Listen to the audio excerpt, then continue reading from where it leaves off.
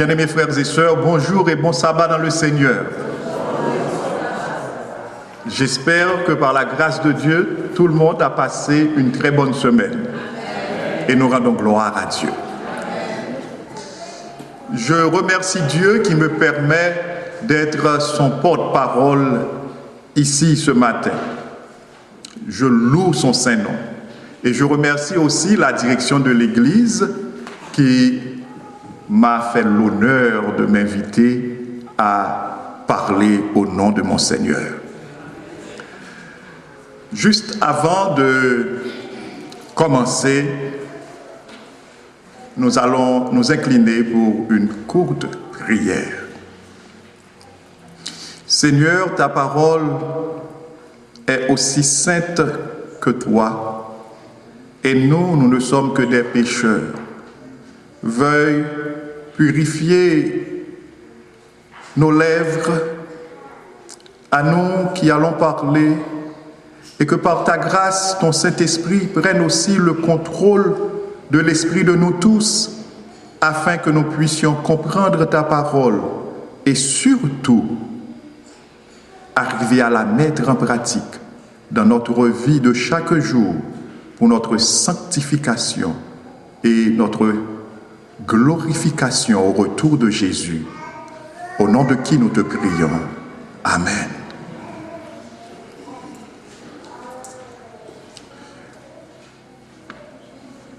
Ce matin, si nous devons donner un titre à notre méditation,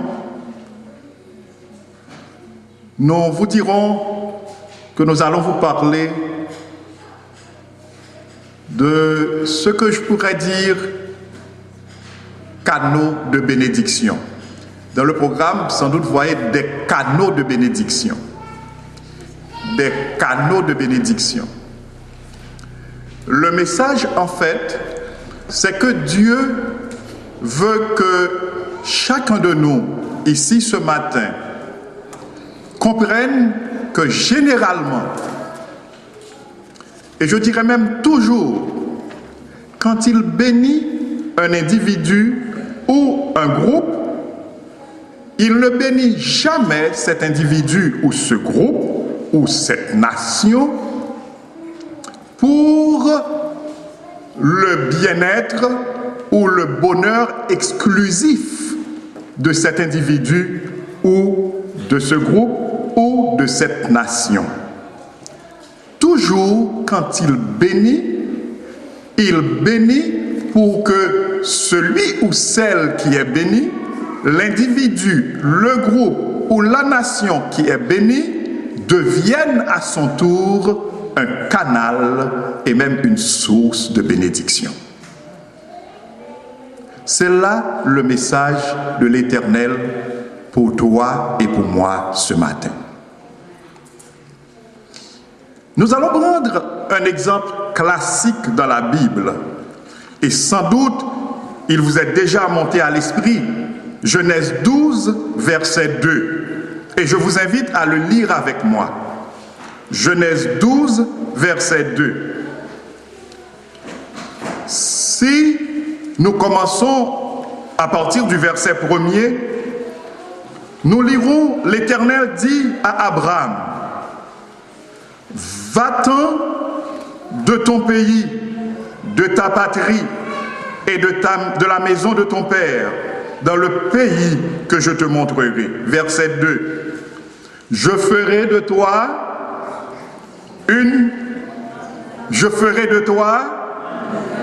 grande nation et je te bénirai. Je te bénirai, Abraham. Je ferai de toi une grande nation. Je rendrai ton nom grand. » Dans quel but? Et tu seras une source de bénédiction. Amen.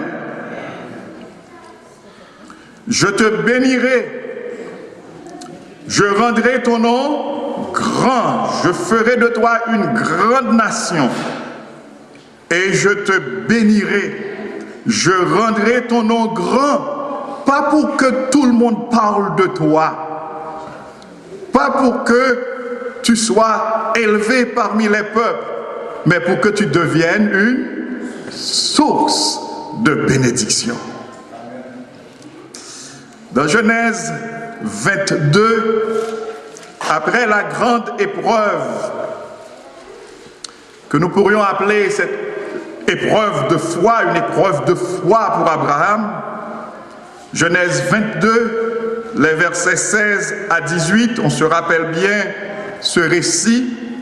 L'Éternel avait demandé à Abraham de lui présenter son fils Isaac en sacrifice, le fils de la promesse, le fils que Dieu lui a donné à un âge très avancé, le fils par lequel la promesse de Dieu allait s'accomplir. C'est Dieu qui lui avait dit que Isaac, ou que par Isaac, il ferait d'Abraham une grande nation. Et maintenant, ce même Dieu qui avait parlé ainsi a demandé à Abraham de lui présenter Isaac en sacrifice.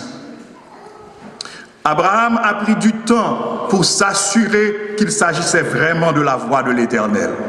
Et quand il a compris que c'était l'Éternel qui avait parlé, il a pris aussi sa ferme détermination, sa ferme décision d'offrir Isaac en sacrifice. Commentant le comportement d'Abraham, l'apôtre Paul dans Hébreux chapitre 11 dit que Abraham avait une foi si grande en Dieu qu'il savait que ce Dieu qui lui avait donné Isaac, qui lui avait promis qu'à travers Isaac, il ferait de lui une grande nation, il savait que ce Dieu est si puissant qu'il pouvait ressusciter Isaac. Ça, c'est la foi.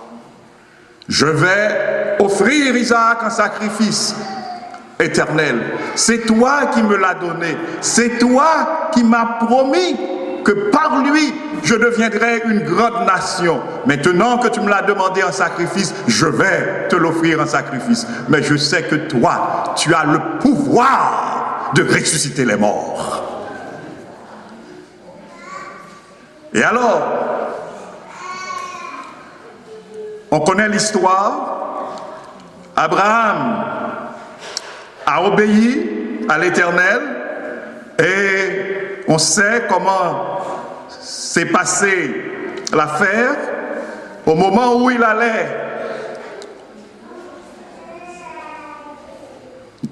on dirait que c'est de la violence, hein? Au moment où il allait vraiment offrir Isaac en sacrifice, l'Éternel lui a commandé d'arrêter et lui a proposé un agneau pour le sacrifice. Nous n'allons pas maintenant commenter l'agneau de substitution, mais vous pouvez comprendre ce que cela voulait dire. Et suite à cette épreuve, l'Éternel va parler à Abraham.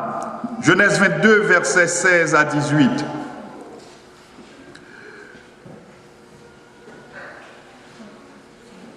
L'ange de l'Éternel appela une seconde fois Abraham des cieux et lui dit, « Je le jure par moi-même. » Parole de l'Éternel. L'Éternel n'avait pas besoin de jurer, n'est-ce pas vrai? Tout ce que dit Dieu est vrai. Je comprends que notre Dieu est un Dieu qui a aussi un peu d'émotion. Après cet acte d'Abraham, je crois que Dieu était content à l'extraordinaire. Il ne pouvait contenir sa joie. Et c'est cette bénédiction positive qui s'exprime à travers ce texte. Je le jure par moi-même, parole de l'Éternel, parce que tu as fait cela et que tu n'as pas refusé ton Fils, ton unique. Verset 17. Verset 17. Je te bénirai. Je déverserai sur toi des bénédictions. Je déverserai sur toi des bénédictions. Je te bénirai et je multiplierai ta postérité comme les étoiles du ciel et comme le sable qui est sur le bord de la mer. Et ta postérité possédera la porte de ses ennemis. Verset 18. Toutes les nations de la terre seront bénies en ta postérité parce que tu as obéi à ma voix. Amen. Je te bénirai. Je multiplierai ta postérité comme les étoiles du ciel, comme le sable qui est sur le bord de la mer. Ta postérité possédera la porte de ses ennemis. Mais le plus important, toutes les nations de la terre seront bénies en ta postérité. Abraham, tu as obéi à ma parole, tu as obéi à ma voix. Abraham, je vais te bénir davantage. Je te le dis, je le jure, Abraham, je vais te bénir. Ta postérité après toi sera bénie. Mais dans quel but? Afin que toutes les nations de la terre soient aussi bénies.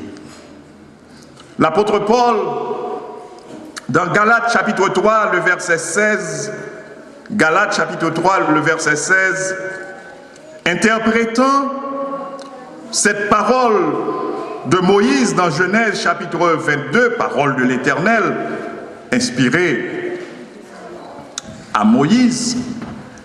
Dans Galates chapitre 3, le verset 16, l'apôtre Paul fait cette déclaration. Galates chapitre 3, le verset 16.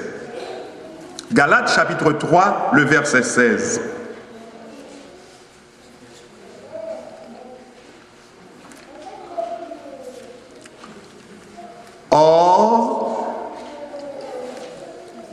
Or, les promesses ont été faites à Abraham et à sa postérité. Il n'est pas dit et aux postérités, comme s'il s'agissait de plusieurs, mais en tant qu'il s'agit d'une seule et à ta postérité, c'est-à-dire à Christ. Amen. L'apôtre Paul explique ici que quand Dieu parlait à Abraham, il n'a pas utilisé le pluriel, il n'a pas mis postérité au pluriel, mais au singulier. Pas plusieurs postérités, mais ta postérité. Et cette postérité dont parlait l'Éternel à Abraham, c'était qui est? C'était Jésus-Christ. En d'autres termes, l'Éternel voulait faire comprendre à Abraham qu'à travers Jésus, qu'à travers le Messie qui descendrait d'Abraham, toutes les nations de la terre seraient bénies. Amen. Quel grand privilège, quel grand honneur pour Abraham que de pouvoir être l'arrière-grand-père du Messie. Et c'est l'évangéliste Matthieu, quand il nous rapporte la généalogie de Jésus-Christ, comment le fait-il? Matthieu 1er, verset 1er, généalogie de Jésus-Christ, fils d'Abraham. Matthieu 1er, verset 1er, généalogie de Jésus-Christ, fils d'Abraham. Abraham engendra Isaac, Isaac engendra Jacob, etc. Généalogie de Jésus-Christ, fils d'Abraham. Oh, Abraham, à travers ta postérité, toutes les nations de la terre seraient bénies.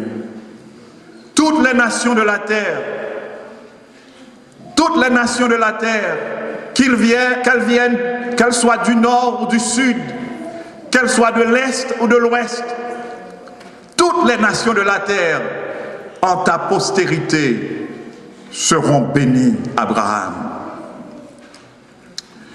Et dans Éphésiens, ce verset que nous venons de lire, Éphésiens 1er,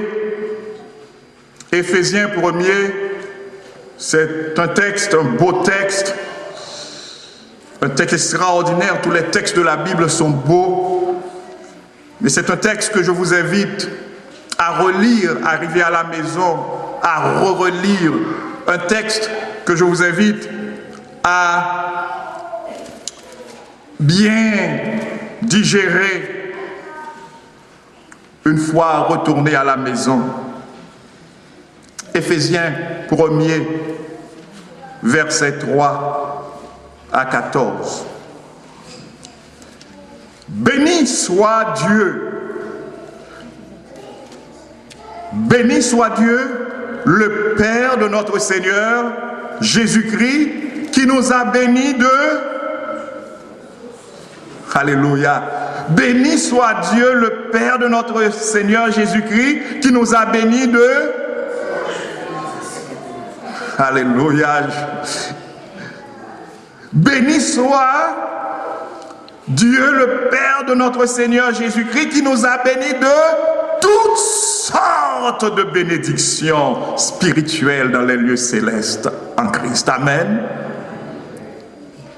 L'apôtre Paul dit qu'en Jésus-Christ, nous sommes bénis de toutes sortes de bénédictions. Il n'y a pas d'exception de toutes sortes de bénédictions spirituelles. Je souhaite bien qu'à votre sortie d'ici ce matin, vous soyez en mesure de dire: moi je suis un homme béni par la grâce de Dieu. Moi je suis une femme bénie par la grâce de Dieu. Que chaque enfant puisse dire: moi je suis un enfant béni par la grâce de Dieu. Parce que la parole de Dieu nous dit qu'en Jésus-Christ nous sommes bénis de toutes sortes de bénédictions spirituelles dans les lieux célestes. C'est extraordinaire. Et l'apôtre Paul se donne la tâche de nous énumérer quelques bénédictions spirituelles. Il nous dit au verset 4, en lui, c'est-à-dire en cette postérité que Dieu avait promise à Abraham, Jésus-Christ, en lui, Dieu nous a élus avant la fondation du monde, pour que nous soyons saints, pour que nous soyons mis à part pour lui et irrépréhensibles devant lui.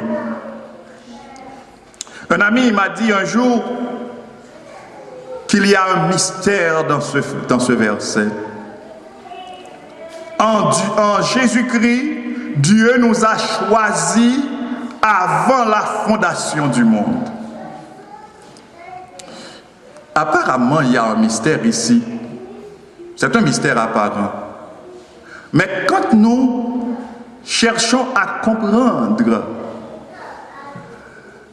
l'omniscience de Dieu, la préscience de Dieu, il n'y a plus de mystère. On est là?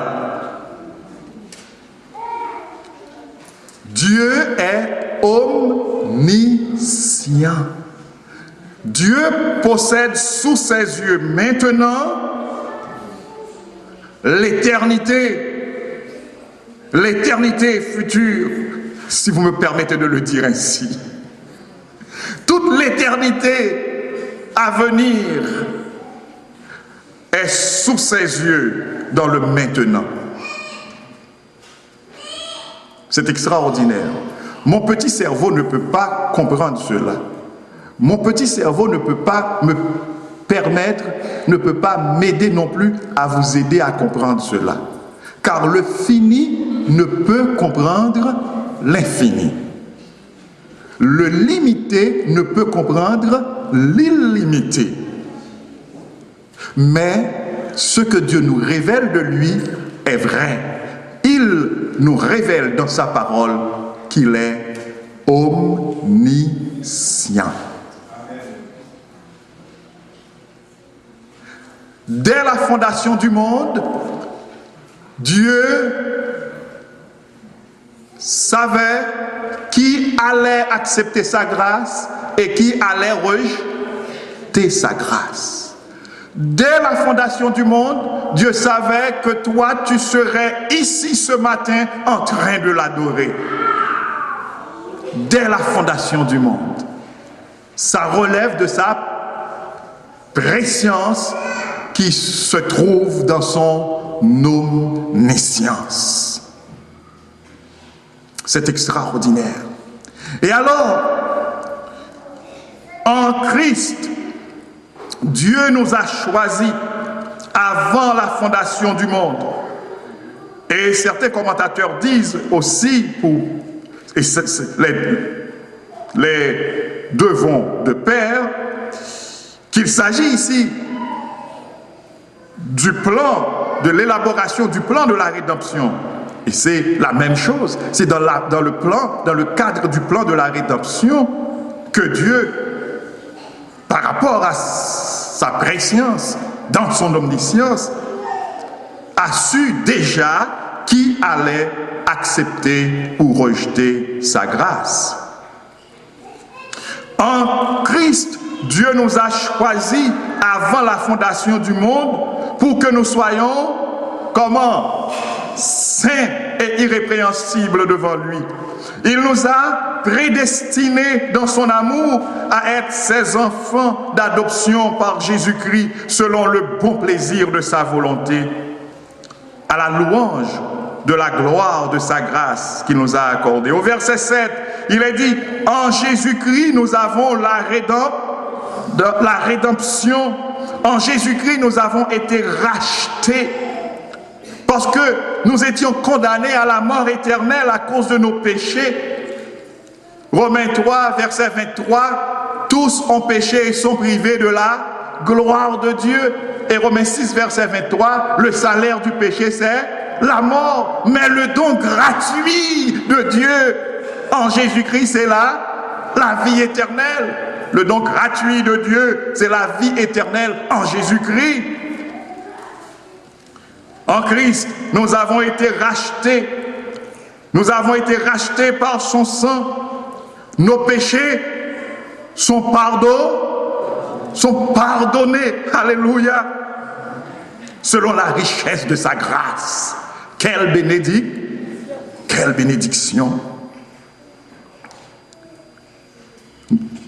Au verset 9, Dieu nous a fait connaître le mystère de sa volonté. Quelle bénédiction! Ce matin, je disais à mon fils au culte, c'est bien malheureux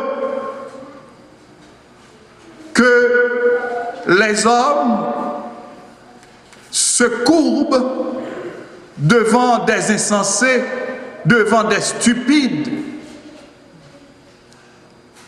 Qu'est-ce que je voulais dire par là? Quelqu'un qui fait la grande gorge pour dire qu'il n'y a point de Dieu, et on se met petit devant cette personne, on l'appelle savant, on l'appelle philosophe. Et que dit la parole de Dieu? Les insensés disent dans leur cœur qu'il n'y a point de Dieu.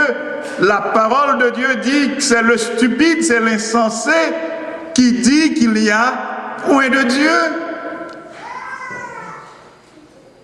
On est là. Et c'est bien malheureux. On se courbe devant la stupidité, devant la folie des hommes.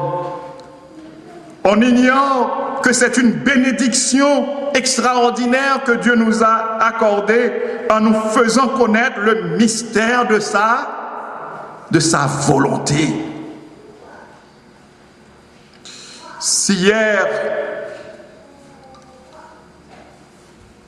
vous vous sentiez petit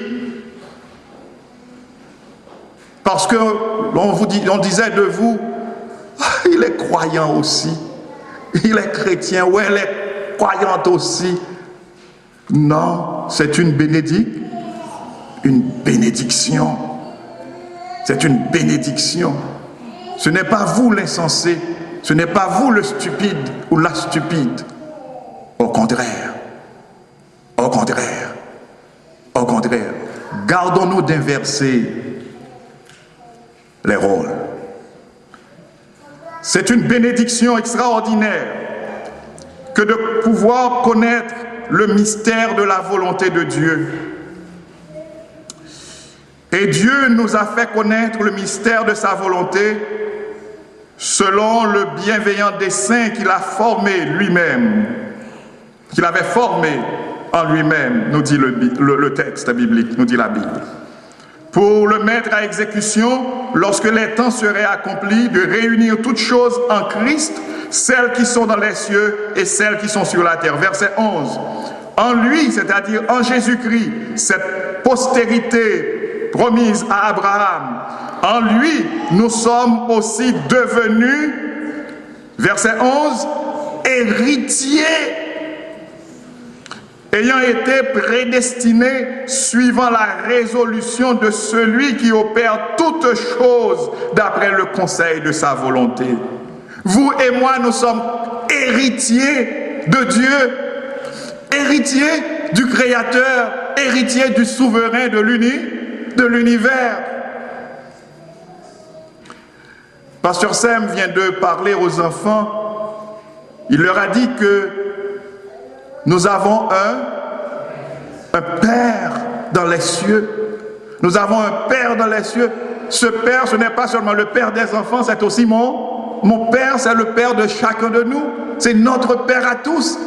Et ce Père est le créateur de l'univers. Il est le souverain de l'univers. Et bonne nouvelle, toi et moi, nous sommes ses héritiers. Amen.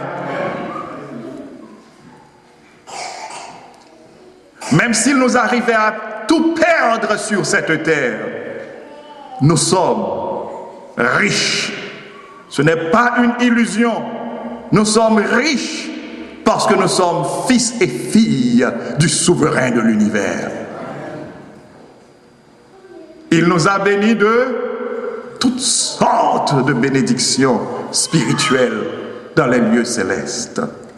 Nous sommes ses héritiers afin que nous servions à la louange de sa gloire, nous qui d'avance avons espéré en Christ.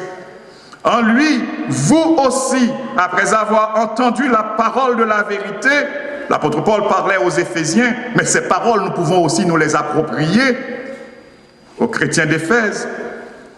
Mais nous, aujourd'hui chrétiens, nous pouvons nous les approprier. En lui, vous aussi, après avoir entendu la parole de la vérité, l'évangile de votre salut, en lui, vous avez cru et vous avez été scellés du Saint-Esprit qui avait été promis, lequel est un gage de notre héritage pour la rédemption de ceux que Dieu s'est acquis à la louange de sa gloire. Amen.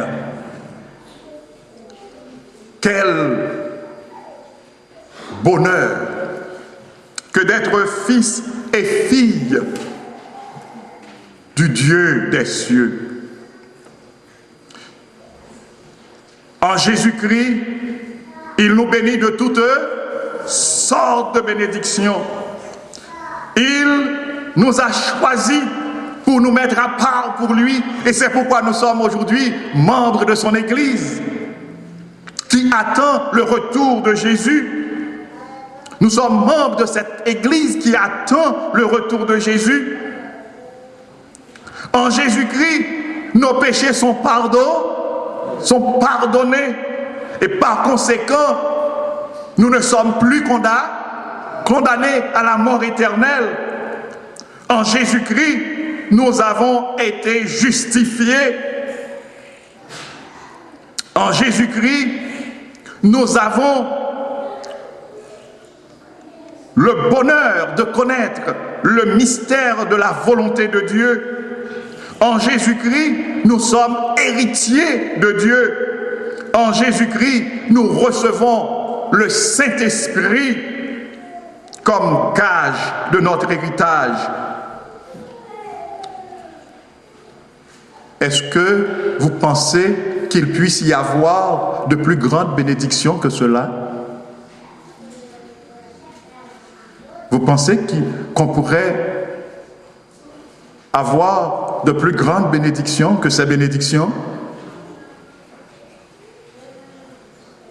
Si on vous donnait tout le monde contre ces bénédictions, je ne vais pas vous tenter. Je ne vais pas vous tenter. Mais quelqu'un qui aurait choisi d'avoir tout le monde et perdre ses bénédictions, que diriez-vous de cette personne? Une personne sage ou une personne insensée? On dirait que c'est une personne insensée. Parce que Jésus l'a dit, que servirait-il à un homme de gagner tout le monde s'il perdait son âme? Ce qui veut dire, les autres bénédictions sont aussi nécessaires, mais ces bénédictions que l'apôtre Paul a énumérées ici sont essentielles, comme a dit un adorateur dans la salle. Elles surpassent toute autre bénédiction. Toute autre bénédiction. Et l'apôtre Paul résume tout ça dans 1 Corinthiens 6. Bien-aimés, nous sommes vraiment bénis. Dans 1 Corinthiens chapitre 6, l'apôtre Paul dit à partir du verset 9, il dit: ne savez-vous pas que les injustes n'hériteront point le royaume de Dieu? Ne vous y trompez pas, ni les impudiques, ni les idolâtres, ni les adultères, ni les efféminés, ni les infâmes, ni les voleurs, ni les cupides, ni les ivrognes, ni les outrageux, ni les ravisseurs n'hériteront le royaume de Dieu. Et c'est là ce que vous étiez quelques-uns de vous. Mais, alléluia, mais vous avez été là. Vous n'avez pas trouvé le texte? Laissez-moi vous attendre. 1 Corinthiens 6, verset 11. Je suis au verset 11. Alors il vient, l'apôtre Paul, au verset 9 et 10, à citer toutes les choses qui peuvent empêcher l'homme d'entrer dans le royaume de Dieu. Et au verset 11, nous lisons: c'est là ce que vous étiez quelques-uns de vous. On continue. Mais vous avez été lavés. Mais vous avez été sanctifiés, mais vous avez été justifiés au nom du Seigneur Jésus-Christ et par l'Esprit de notre Dieu. Amen. Moi, je dirais mieux ici, je vous inviterai à dire ainsi le verset 11. C'est là ce que nous étions, quelques-uns de nous, mais nous avons été lavés, mais nous avons été sanctifiés, mais nous avons été justifiés au nom du Seigneur Jésus-Christ et par l'Esprit de notre Dieu. Amen. Quelle bénédiction! Quelle bénédiction! Est-ce que nous sommes bénis, bien-aimés? Est-ce que nous sommes bénis? Est-ce que vous êtes convaincus que nous sommes bénis? Moi, je suis convaincu que je suis béni. Je suis béni par la grâce de Dieu. Nous sommes bénis. Cette semaine, nous avons vu un homme béni. Vous vous rappelez de qui il s'agit? Il s'agit du roi Nebuchadnezzar. Béni.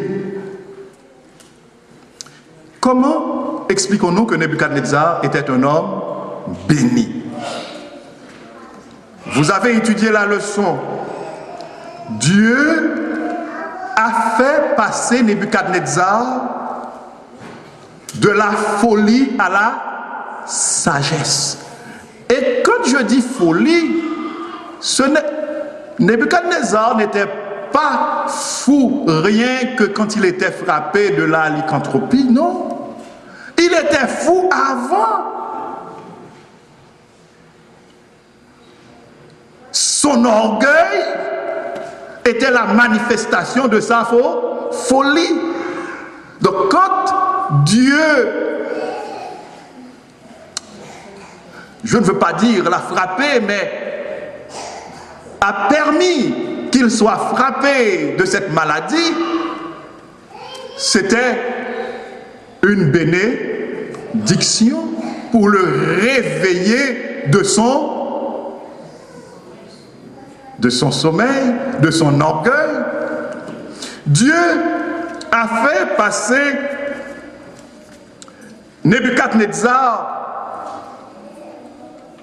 de l'idolâtrie à l'adoration du vrai Dieu, d'une idée confuse de Dieu à une idée précise, réelle, exacte de Dieu.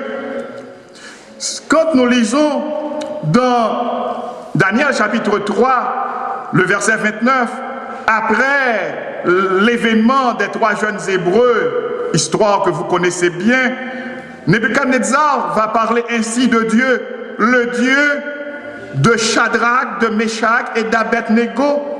C'était le Dieu des autres, mais Dieu a fait passer Nebuchadnezzar du Dieu des autres à un Dieu personnel, son Dieu. Dieu va faire passer Nebuchadnezzar, comme nous l'avons vu dans la leçon, de l'orgueil à l'humilité, de l'autosuffisance à la reconnaissance de sa dépendance de Dieu. Vous l'avez lu, quand par exemple il a dit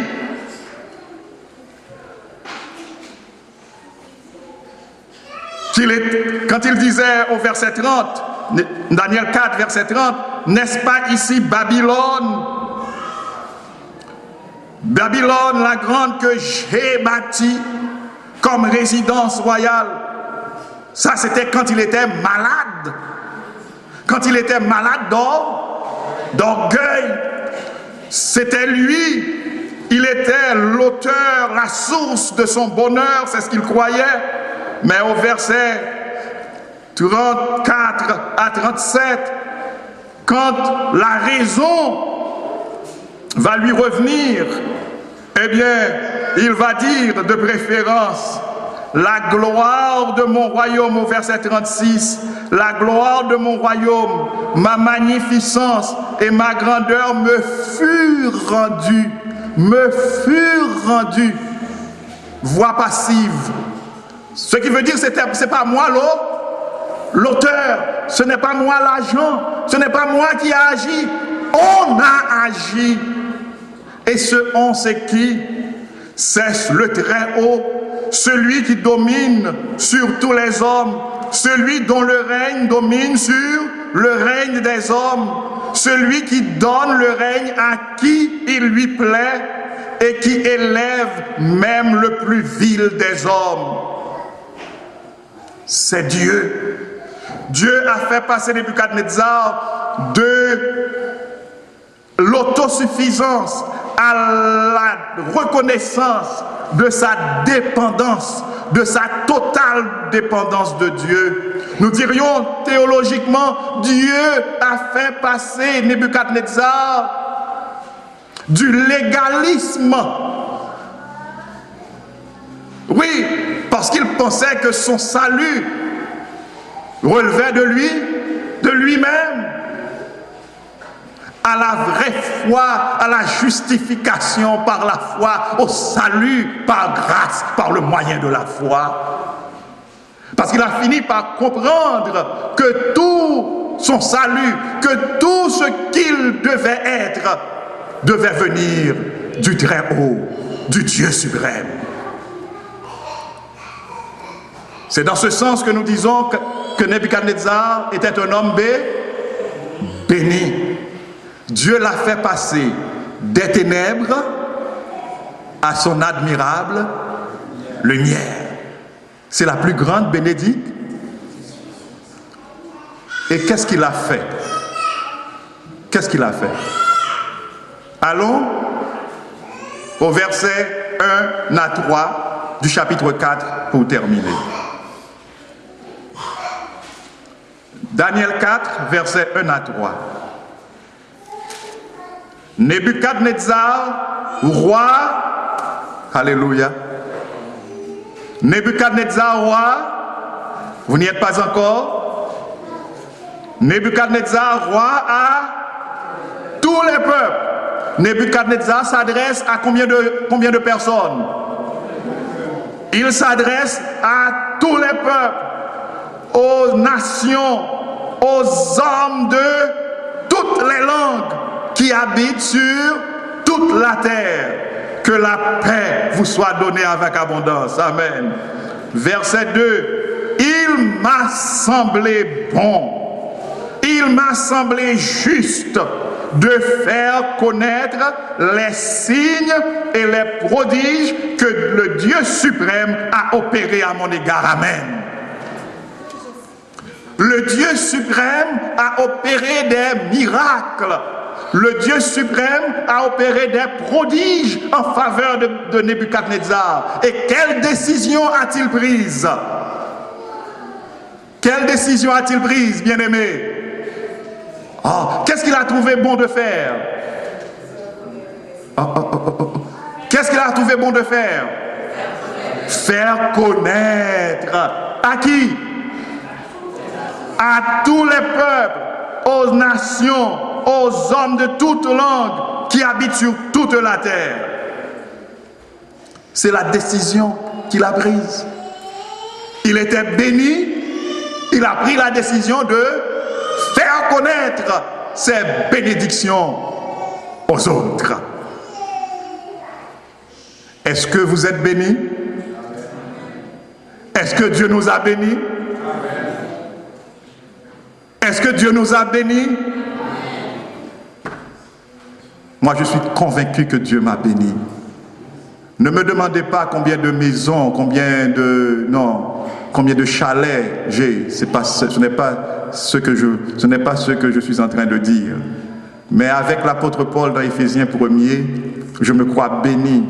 Car la Bible me dit que ceux qui sont en Jésus-Christ, réellement, ils sont bénis de toutes sortes de bénédictions spirituelles. Je ne vous dis pas de ne pas chercher les autres formes de bénédictions, mais sachez que déjà vous êtes bénis. Nous sommes tous bénis.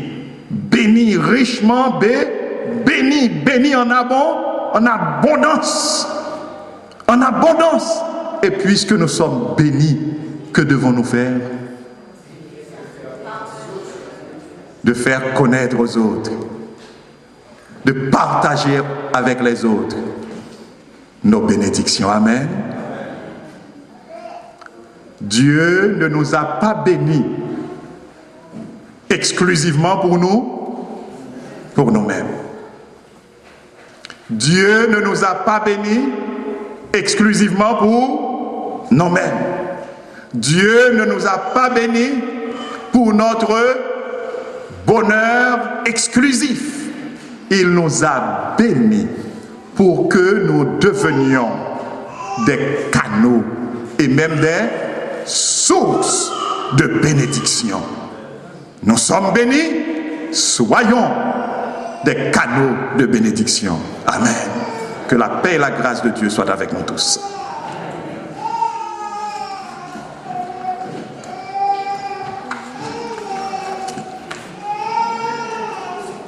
Debout pour le chant final.